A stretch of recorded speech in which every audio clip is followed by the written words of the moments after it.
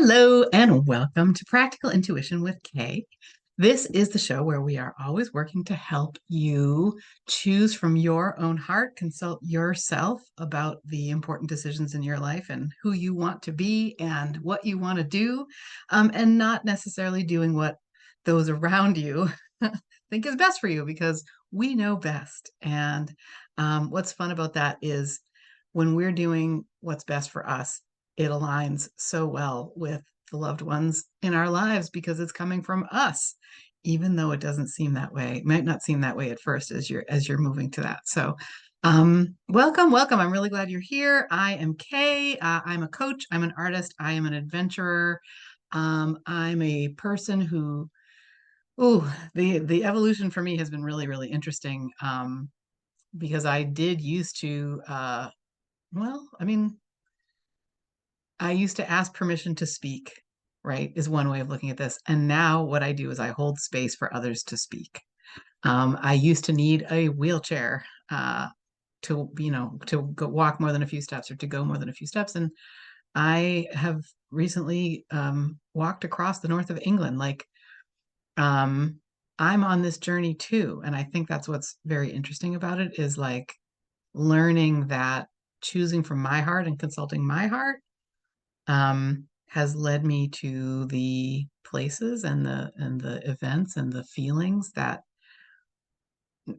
mean a lot to me and also that help me sort of cultivate the universe I want and be a support for the people I love. And yeah, it's been very interesting to to have gone on this journey and to be still on it.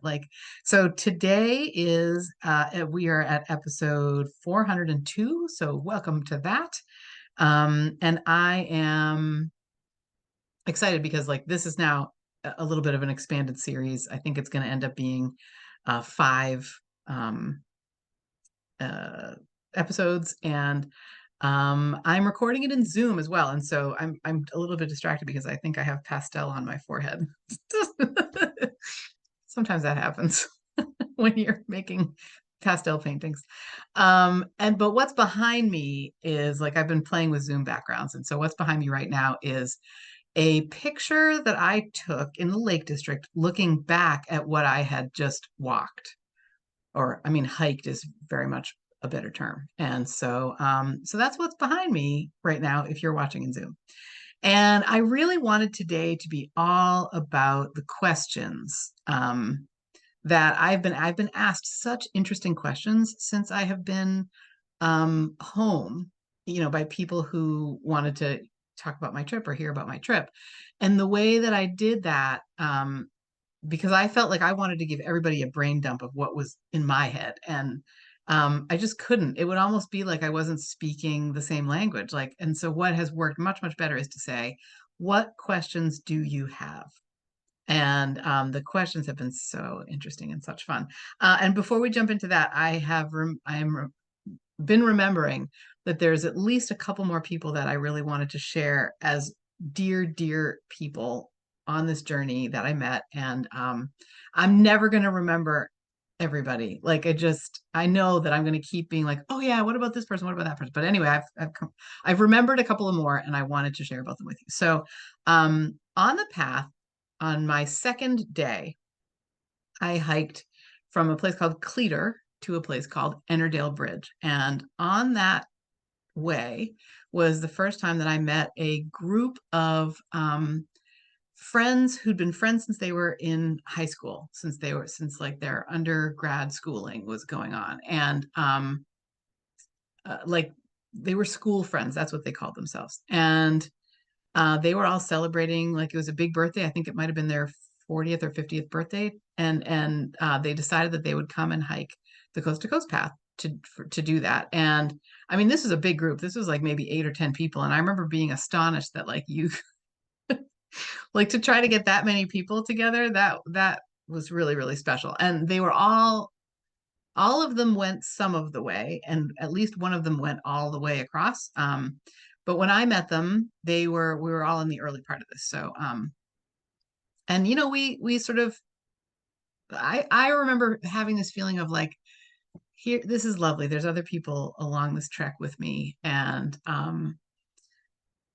we would see each other, every once in a while to wave or say hello. And one day in the Lake District, I got to talking. It was the day we went to Griesdale Tarn, was the name of uh, um, the lake up in the mountains that we went to. It was like a pond. I guess it was not a huge lake. It was more pond size. And I like as an aside, my parents have lived in Summit County, Colorado now, where Breckenridge is. They lived in Breckenridge for a long time, and they still live in the county. It is ringed by mountains, and up in the high country there, they call ponds tarns. And so to be myself going to a tarn felt amazing. I was like, I love this. So like this is just it felt like a little piece of home to me. Because a lot of words, like there are other words for lakes where like the word mere was one.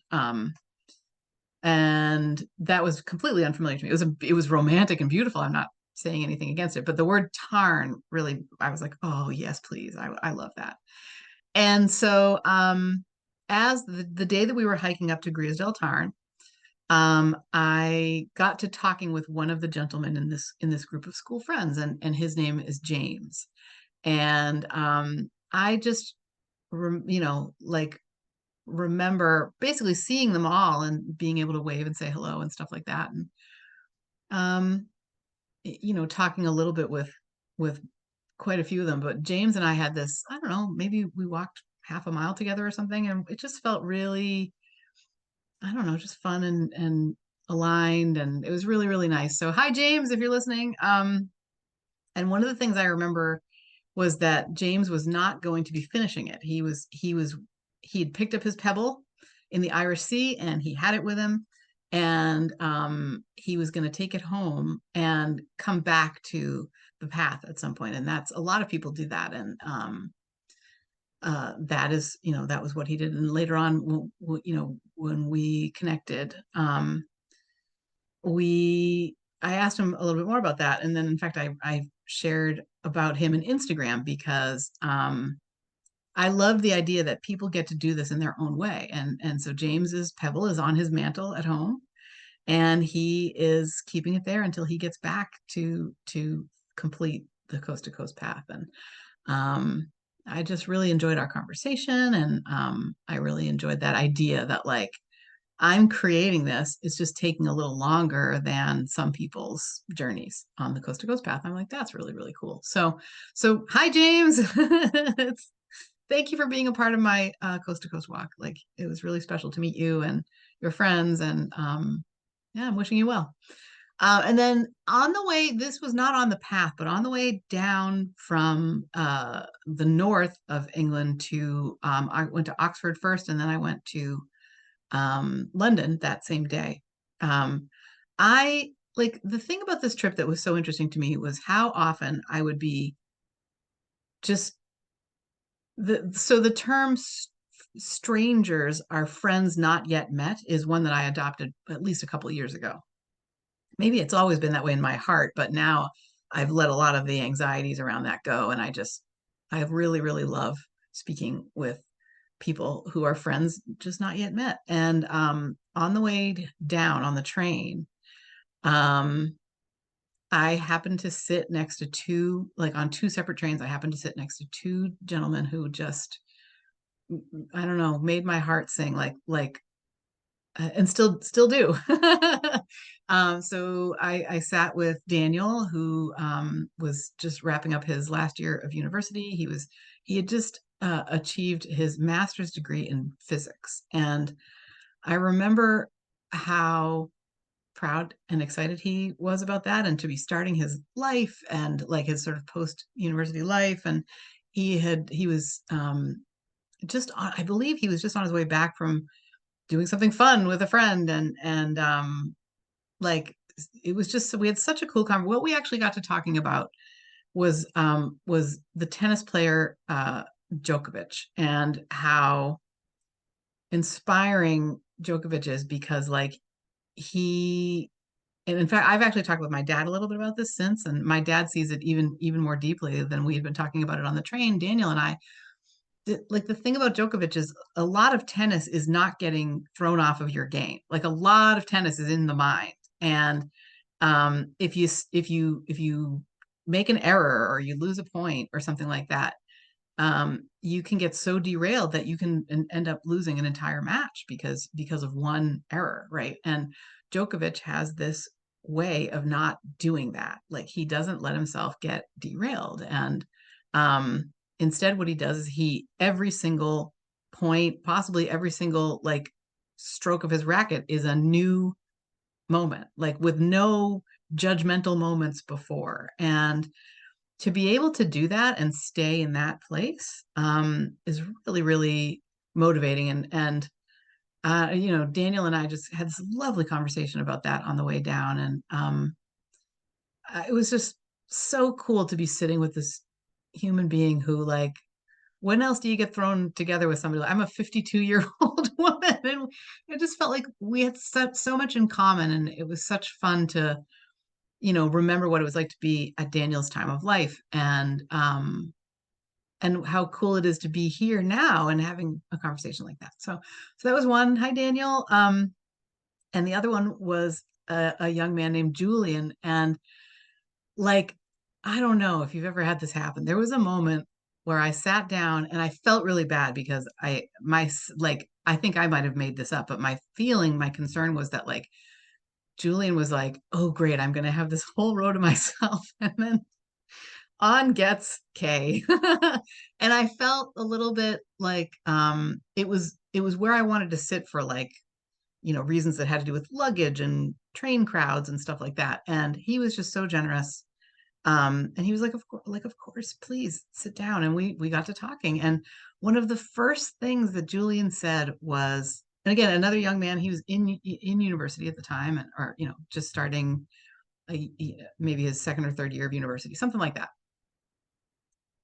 Could even be his first year of university because I don't understand quite the ways that like British school systems work. But he said to me, who I really am excited to be learning about is Piaget. And I was like, what? Like the universe has given me someone who, one of my sort of human development heroes is somebody that is among the first words out of Julian's mouth. And I just thought, this is incredible. Like, what a gift from the universe.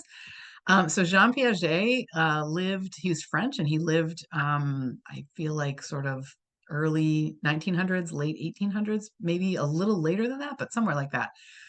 And he studied his own children actually, as they were his like sample, which I know um, kind of it's good to have a bigger sample.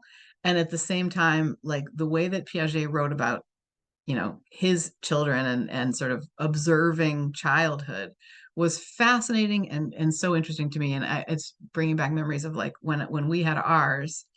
The idea of object permanence was such a thrill to me when our kids developed object permanence, which is basically for the first, I don't know, weeks or months of life, uh, we do not have object permanence, which means that we do not, when something leaves our vision, we forget about it. Like we don't even know of its existence anymore. When it comes back into our vision, we're like, oh, there's this cool thing. And then when it goes away again, and you can see what's really fun is you can see when that comes into being for a baby, because suddenly you're able to play games like peekaboo where like now they're looking for you. You have gone behind somebody's shoulder, or you have hidden your face, or you have done something, and they're like, oh, will they come back? Like that is object permanence. And I never in a million years would have thought that I would get the opportunity to sit on a train for a couple of hours and talk. It started there, and our conversation just went into all kinds of amazing and fun directions. And um, like so, these are a couple more people that I felt like you needed to know about because like the universe is full of incredible people, and you never ever know like who you're sitting with, that who is along with you on this part of this journey, that and what they are going to bring. Like another way of saying everyone was amazing to me while I was there is everyone was incredibly inspiring to me. Like I was so inspired by my conversations with James, with Daniel, with Julian, with everybody that I mentioned last week, with people that I haven't mentioned and won't be able to mention because there's just not enough time.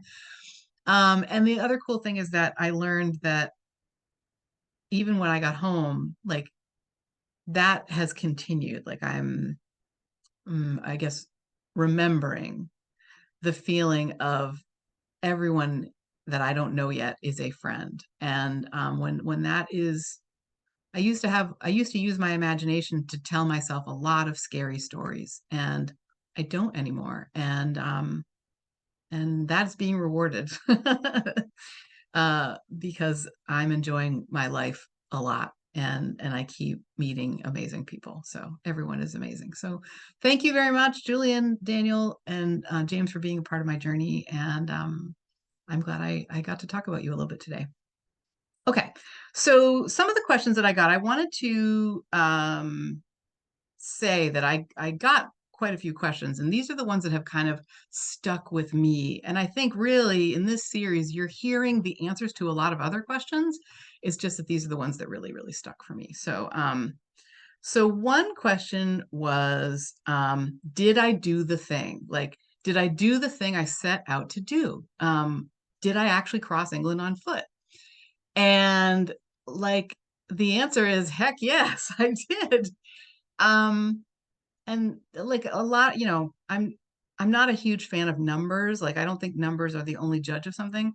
And at the same time, these numbers I felt like were really astonishing. So I of 192 possible miles, I hiked because there was a lot of ascent and descent, as I've said before.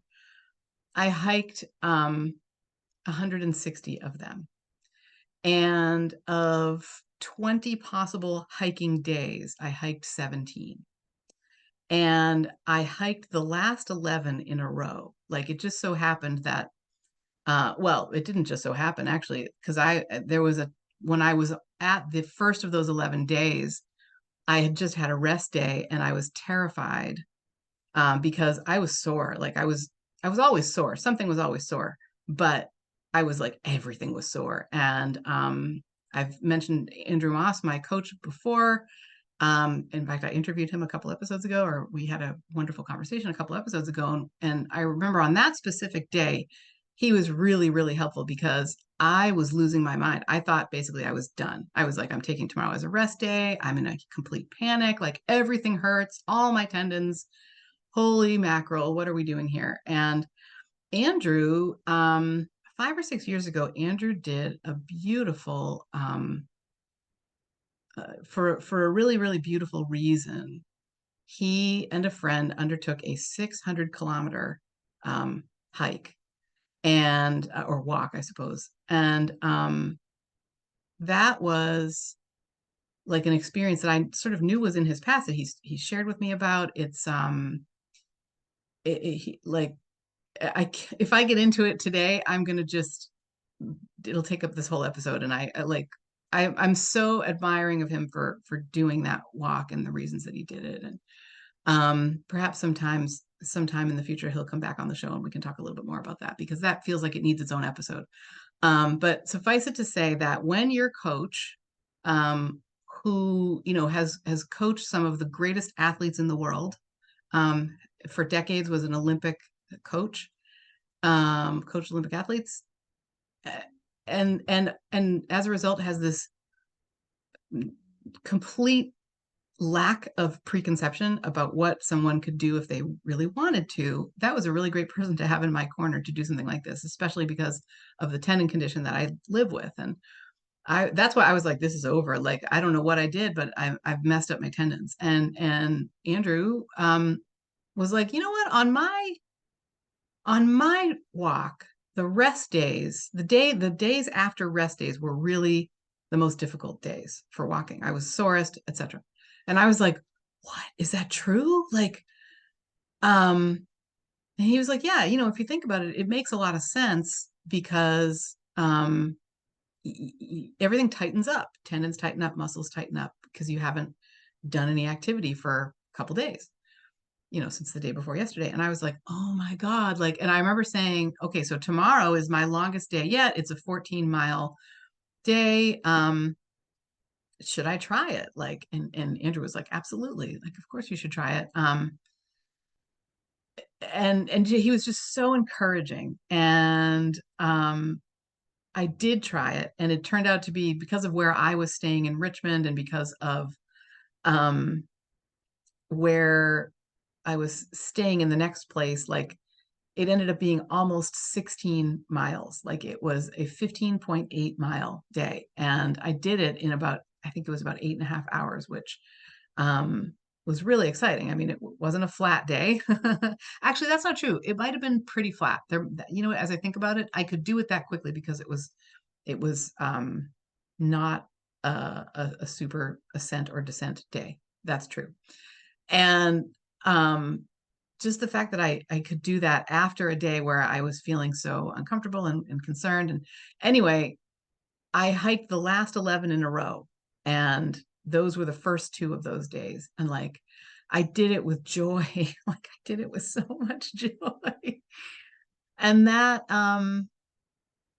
gosh, I mean, yeah. So did I do the thing? I did the thing. I set out to walk across England, and I did it. And but the learning beforehand was I was very concerned that like if I took a rest day, was there like some cosmic board of directors that would be like, oh, she didn't do that 12 miles. Oh boy, you know what I mean? Like, and letting go of that. I can remember being on the path with people, some of the beloved people I told you about last time. John and Holly, I remember, Sam, I remember telling me, Linda and Filippo, I can remember them saying like, oh, this was a day that it was very good for you to miss. Like there was a day that it just happened to be one of the days that I didn't feel comfortable doing because it was a very long day. It was a 14-mile day. And like people, it was so stormy and crazy that in addition to being long, that those were the people who helped me not judge myself to begin with. They were the ones who were like, oh, you need to do what works for you. Like, don't worry about a cosmic board of directors. This has to work for you, right? Otherwise, how are you going to keep going? You could injure yourself if you're forcing yourself to do things. And so every day that I hiked with so much joy. And I mean, at the beginning, I think it was harder to get into it, but once I was into it, I was really, there were happy tears every day. Um, every day there was something joyful that happened. And in addition, I got to go to a new place and um, just keep enjoying the idea of like, I'm not going back the way I came. I'm continuing forward and continuing forward and continuing forward. And that was amazing. So the answer to that question, did I do the thing, is yes, I did. Um, what 3 words, if I could narrow it down to 3 words, the experience of this trip, what would those 3 words be? And I loved that so much. Partly it's interesting because there is in the world an app called What 3 Words.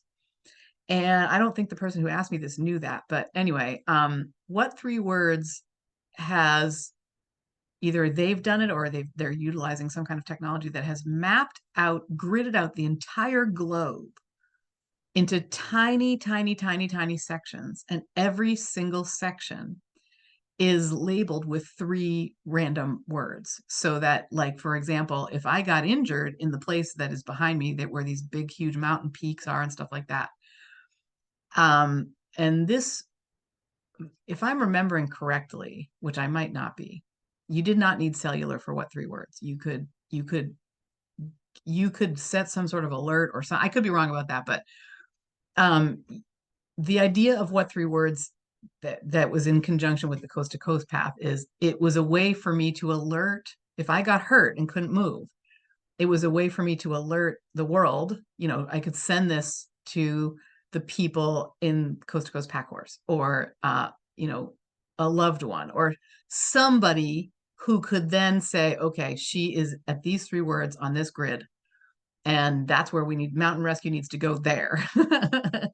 And that was really comforting to know that that was what I could do was really, really comforting to me. Which is why I think that's my sense that you didn't need cellular, but I can't remember. So anyway, for me to get home after, sort of engaging a little bit with this app was really interesting to be asked the question, what three words would you use to describe your experience? And the words that I chose were joyful, present, and buck wild. Um, I think joyful because that is my true nature, is to just go into something with so much joy when I'm not in resistance, right? When I'm not like nervous or afraid or anxious or something like that. Like what's underneath all of that at my heart is just joy. Presence I chose because there was something about this trip that made it so that if I wasn't present in this moment, like I have a beloved coaching colleague um, who shared, she and her kids, her like teenage kids, took a vacation last summer to, I think this was actually up in Yorkshire somewhere. There's like a river with a series of canals and canal locks. And what you can do is you can basically take a boat down the river. And every time you get to a canal lock, you either you do what you need to do to get through it. So sometimes it's going to be, depending on what direction you're going, it's going to be like letting a lock fill up, and then you open up the gates, and then you go into the lock, and then you let the water release, and then, now you're down the river a little bit more. Um, and what this colleague said was that it required so much presence. Like there were lots of hours where you were just hanging out on the boat. And then when you needed to be on, because you're doing this manually, like there are things to twist, and it wasn't switches that you would just flick a switch and wait. It was like, if you don't have the boat in the exact position where it needs to be, and if you don't do this thing at exactly this time in relation to that, you're going to be in trouble.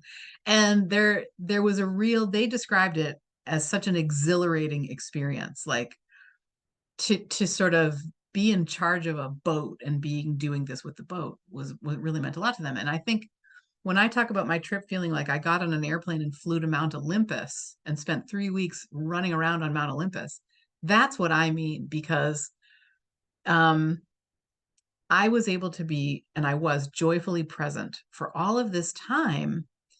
Um, and it was so exhilarating. I needed to be very mindful of what I was putting my attention on.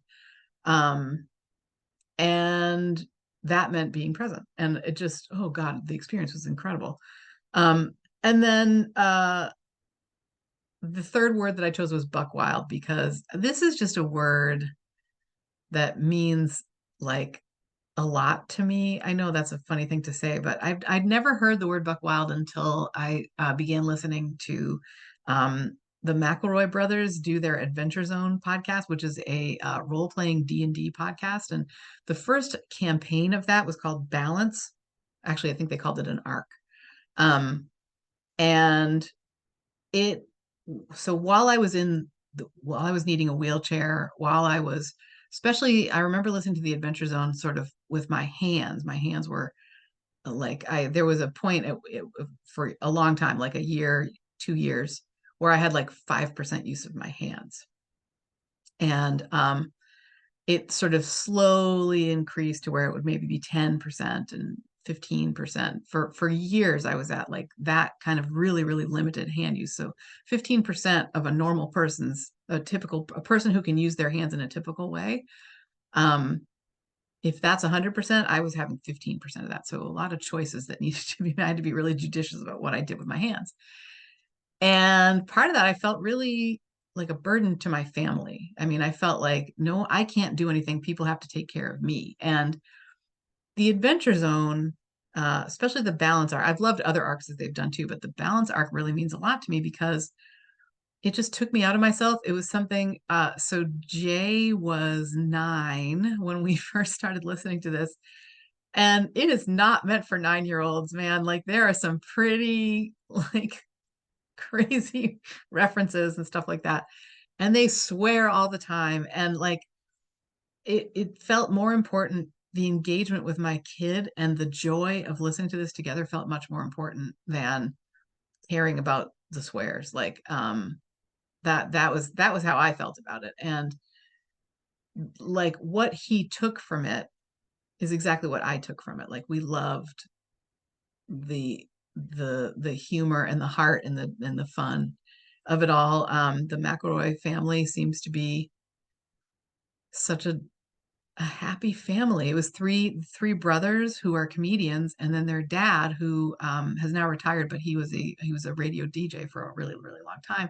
The sort of DJ that if you are older, or if you're my age or around here, like there used to be DJs that would like make up characters and perform them on the radio between songs. And like I remember this from up here when I growing up outside of Boston, and apparently Clint McElroy was doing that where they lived. And um, so they used the word buck wild a lot. And well, I mean, I don't know what a lot is, but like I don't know. I first heard it there, and it's just so perfectly describes what this trip was. It to me, buck wild feels like there's a magical component to it. Like there's all kinds of amazing wild magic, and you just never know. And I could not, there was not a day on the trail where I was not astonished at the beauty and the ruggedness and the peace and the solitude. Some of my favorite days were complete clouded, misty days where you couldn't see more than like 20 feet in front of you. And the standing stones, like the way markers and the other stones especially in the North York Moors, I remember this. And the feeling of like, this is my world and I belong here. That is a buck wild feeling. Really, really cool. Um, yeah, so those are my three words: joyful, present, buck wild. That was the answer to that question. Did I make art? And you know what? I did make art. And it's so after uh after I discovered what my truth was, I started making more and more art like that. At the beginning, I think I was figuring a lot of things out. I made one very fun pastel painting. The last glimpse of the Irish Sea that I got was on a really steep place called Dent Hill. One of my favorite things about Dent Hill is that the book that uh, guidebook that I have is called the Coast to Coast Path. And if you remember Sam from, I was telling you last episode about Sam, the guy who helped me become an awesome wayfinder. He had the same book, and that was kind of how we got to talking about wayfinding, because it turns out that in there they describe the bomb-proof way that he helped me utilize to cross the coast to coast path. And I just had missed that in my reading of this book.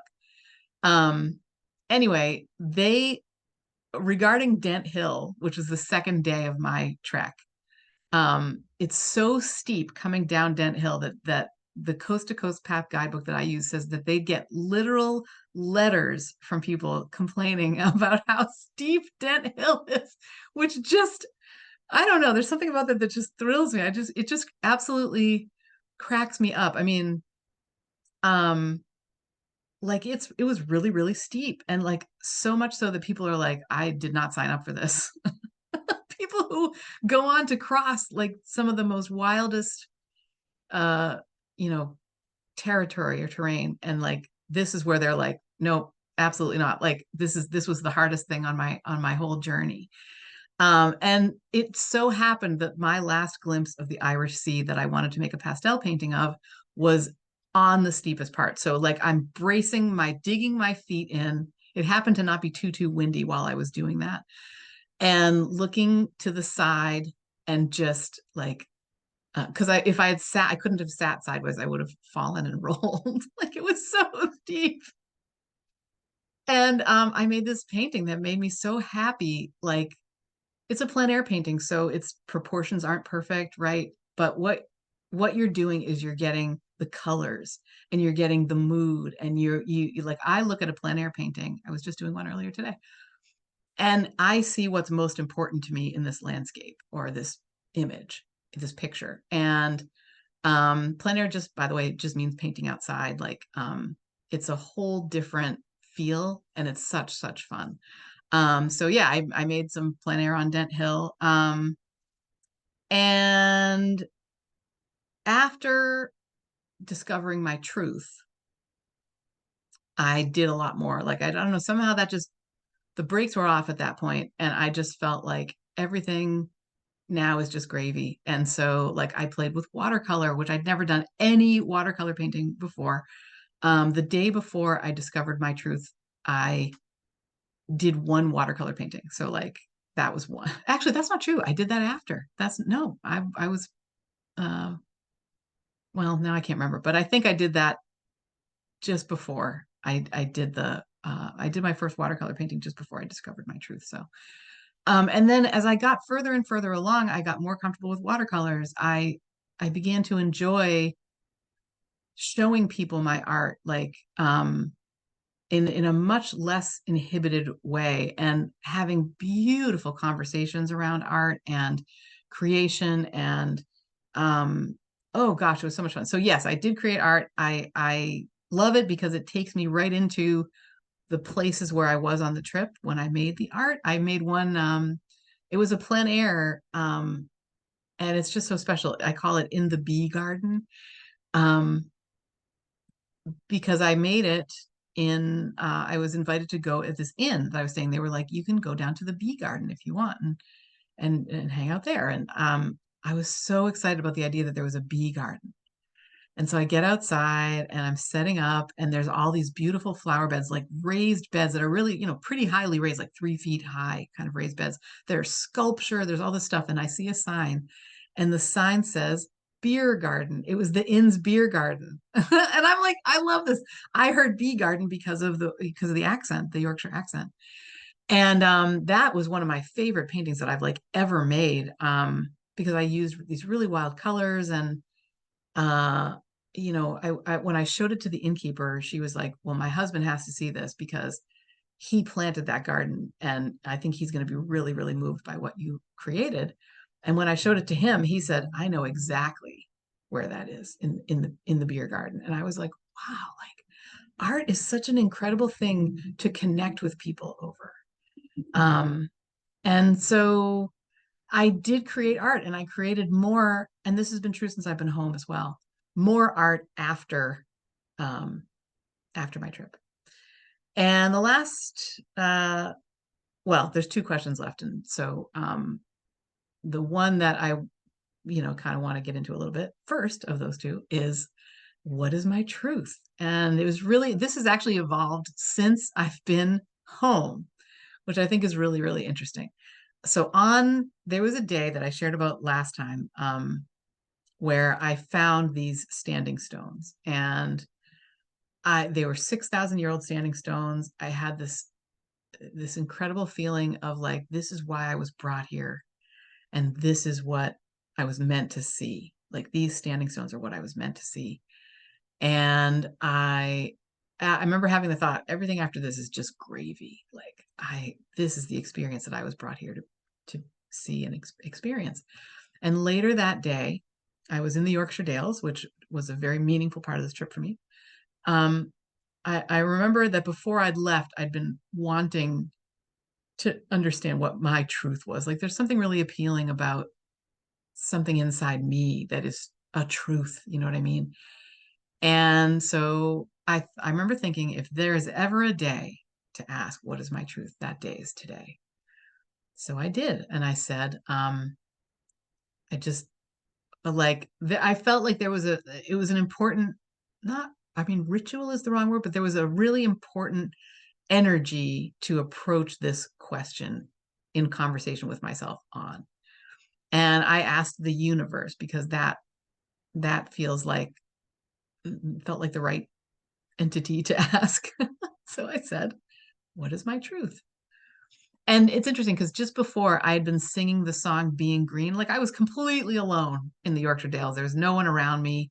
And that often what would happen is I would start singing a song, and I would just be like, I can just do this because no one's going to care. It's just me and the cows and the sheep. Like, it's just awesome up here. So I said to myself, what is my truth? And well, I was singing the song Being Green.